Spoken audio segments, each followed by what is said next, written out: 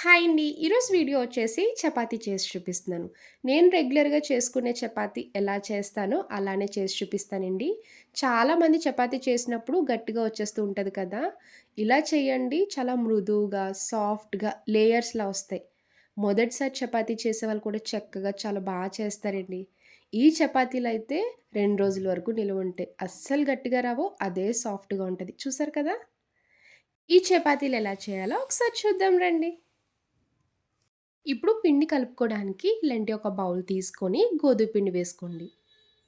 ఇలా 2 కప్పుల వరకు గోధుమ పిండి వేసుకోవాలి. ఇందులోనే మీ టేస్ట్‌కి తగ్గ సాల్ట్ వేసుకోండి. ఎప్పుడైనా చపాతీలు చేసినప్పుడు గుర్తుపెట్టుకోండి సాల్ట్ మాత్రం తగ్గించే వేసుకోవాలి. కాంబినేషన్‌గా కర్రీ తింటాం కదండీ! కర్రీ అయితే కొంచెం ఎక్కువ తినడానికి ఉంటది. సాల్ట్ వేసుకున్నాక పిండిలో కలిసేలాగా మొత్తం ఒకసారి కలపండి.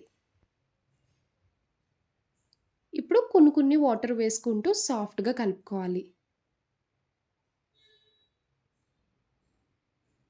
నాకైతే ఒక కప్ వరకు కరెక్ట్‌గా సరిపోయిందండి వాటరు. చూసుకుంటూ కొన్ని కొన్ని వేసుకోవాలి. ఇలా పిండంతా కలిసేలా మిక్స్ చేయండి. పిండి ముద్ద ఇలా కలుపుకున్నాక పైన ఒక స్పూన్ నూనె వేసుకోండి. మీరు కావాలనుకుంటే నెయ్యైనా వేసుకోవచ్చు. నూనె వేశాక పిండంతటికి కలిసేలా ఒకసారి కలపండి. నేనైతే పిండి కలిపినప్పుడు సాల్ట్ ఒకటే వేసి కలుపుతానండి. ఇంకేం వేయను. లాస్ట్‌లో ఇలా కొంచెం నూనె వేసి ఒకసారి మసాజ్ చేసినట్టు కలిపాక మూత పెట్టి 10 నిమిషాలు పక్కన పెట్టండి. పిండి ఎంత నానితే మీకు చపాతీలు అంత వస్తాయి. మూత పెట్టుకొని ఒక 10 నిమిషాలు పక్కన పెట్టుకోవాలి. 10 నిమిషాలయ్యాక చూడండి పిండయితే చక్కగా నానింది కదా! ఇలా నానడం వల్ల మీకు పిండి కూడా సాఫ్ట్‌గా అవుతది. పిండి నానాక మీరు మాత్రం చపాతీ ముద్దని పైనుంచి కిందకి కొట్టకుండా ఫింగర్స్‌తో మసాజ్ చేస్తూ కలపండి. వీడియోలో చూపిస్తున్నట్టు ఈ విధంగా కలుపుకోవాలి. మీకు పిండి ఎంత నానుతదో చపాతీలు అంత వస్తాయండి. చూసారు కదా! చాలా సాఫ్ట్‌గా వచ్చింది పిండి. ఇలా పిండి ముద్ద రెడీ చేసుకున్నాక ఇప్పుడు చపాతీ చేసుకోవడానికి చిన్న చిన్నగా బాల్స్‌లా చేసుకోండి. ఇలా ముందు ఒక 5 బాల్స్ చేసుకొని పక్కన పెట్టి మిగిలిన పిండిని మూత పెట్టి కవర్ చేయండి. ఆరిపోకుండా ఉంటది. ఇప్పుడు చపాతీలు చేసుకోవడానికి పొడి బియ్యపిండి వేసుకోండి. ఎప్పుడైనా గోధుమ పిండి మొత్తం కలిపేసుకున్నాక చపాతీలు చేయడానికి మీకు పిండి లేకపోతే ఒక టిప్ చెప్తానండి. ఇంట్లో బియ్యపిండి ఉంటది కదా! బియ్యపిండి వేసి కూడా ఇలా చపాతీలు చేసుకోవచ్చు.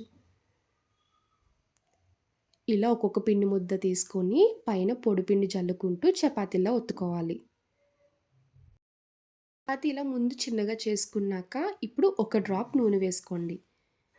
ఇలా నూనె వేసి చపాతీ మొత్తానికి స్ప్రెడ్ చేశాక పొడిపిండి పైన జల్లుకోవాలి. అప్పుడు మీకు చపాతీ తిన్నప్పుడు లేయర్స్‌లా వస్తది. తినడానికి కూడా చాలా బావుంటది. ఇలా అయితే పిల్లలు చాలా ఇష్టంగా తింటారండి. మీకు వీడియోలో చూపిస్తున్నట్టు 2 సైడ్స్ కూడా ఫోల్డ్ చేసుకుంటూ ప్యాకెట్‌లా రావాలి. చూడండి. ఇప్పుడు పైన పొడిపిండి జల్లుకుంటూ రెగ్యులర్‌గా మనం చపాతీ ఎలా చేసుకుంటామో ఆ విధంగానే చేసుకోవాలి. ఎప్పుడైనా చపాతీ తిన్నప్పుడు ఒకటి తిని ఆగిపోకూడదు. 3, 4 చపాతీలు తింటేనే తృప్తిగా, హాయిగా ఉంటది. ఎక్కడికైనా బయటికి ట్రావెల్ చేసినప్పుడు చపాతీ చేయాలంటే ఇలా చేసి తీసుకెళ్ళండి. 2 రోజులైనా ఇలానే నిలవుంటే అస్సలు పాడవు. చూడండి మీరు చపాతీ చేసినప్పుడు మరీ మందంగా కాకుండా ఇలా పల్చగా చేసుకోవాలి. వీడియోలో చూపిస్తున్నట్టు ఇలా మీడియం థిక్‌నెస్ అయితే సరిపోద్ది. ఇలానే అన్ని చపాతీలు రెడీ చేసి పక్కన పెట్టుకోండి. చపాతీ చేశాక కూడా పైన ప్లేట్ పెట్టి కవర్ చేసుకోండి. ఆరిపోకుండా ఉంటాయి. ఇప్పుడు చపాతీ కాల్చడానికి ఇలా పాన్ పెట్టుకొని పాన్ బాగా హీట్ అయ్యాకే అప్పుడు చపాతీ వేసుకోండి. ఇలా చపాతీ వేశాక అస్సలు టచ్ చేయకండి. బబుల్స్‌లా వస్తాయి కదా!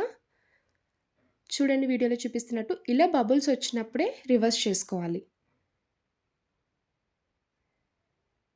ఇలా రివర్స్ చేశాక లైట్‌గా ఆయిల్ అప్లై చేసుకోండి. నెయ్యి వేసుకొని కూడా చేసుకోవచ్చండి చపాతీలు. టేస్ట్ చాలా బావుంటాయి. పిల్లలకి ఇచ్చినప్పుడు ఆయిల్ కాకుండా నెయ్యి వేసి కాల్చి ఇవ్వండి. చాలా ఇష్టంగా తింటారు. వన్ సైడ్ కుక్ చేసుకున్నాక అప్పుడు రివర్స్ చేశాక అప్పుడు మళ్ళీ ఆయిల్ అప్లై చేసుకోవాలి. చూడండి పొంగుతున్నాయి కదా! ఇలానే అన్ని చపాతీలు రెడీ చేసి ఒక ప్లేట్‌లోకి తీసుకోండి. ఇలా ఒక్కొక్క చపాతీ రెడీ చేసుకొని ప్లేట్‌లోకి తీసుకోవాలి. మీరెప్పుడైనా ట్రావెల్ చేసినప్పుడు ఇలా చపాతీలన్నీ రెడీ చేసి సిల్వర్ ఫాయిల్ ఉంటది కదండీ!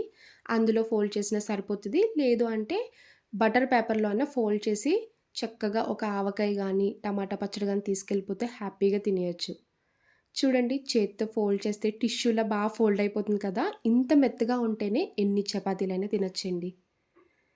చూసారు కదా! లోపల పొరలు పొరల కిందొచ్చి చాలా వచ్చింది.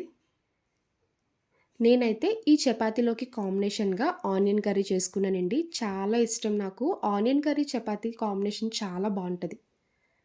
చూసారు కదా చపాతీ రెసిపీ. ఇలా చిన్న చిన్న టిప్స్ ఫాలో అయ్యి చేయండి. ఎన్ని చపాతీలైనా చాలా చేస్తారు. నా వీడియో మీకు నచ్చితే లైక్ చేసి, షేర్ చేయండి. ఫస్ట్ టైమ్ చూసేవాళ్ళు ఎవరైనా అయితే ప్లీజ్ అండి నా ఛానల్ సబ్స్క్రైబ్ చేయండి. బాయ్ అండి.